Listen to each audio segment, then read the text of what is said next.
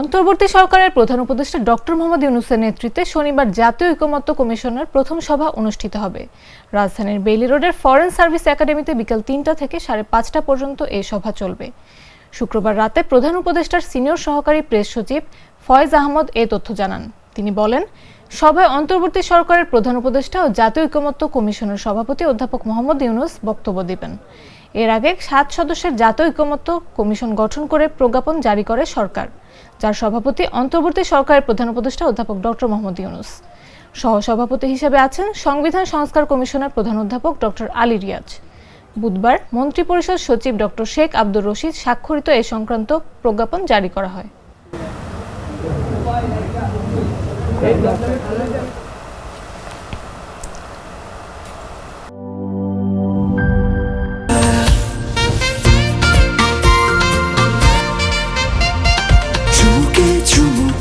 Enjoy the life, চলো উড়াই খুশি তুলে নিয়ে হাতে। Cheer up, oh oh, cheer up, oh oh, cheer up, oh oh, cheer up. চিল হবে রিফ্রেশিং মুডে। চিয়ার আপ, চলো উড়াই খুশি।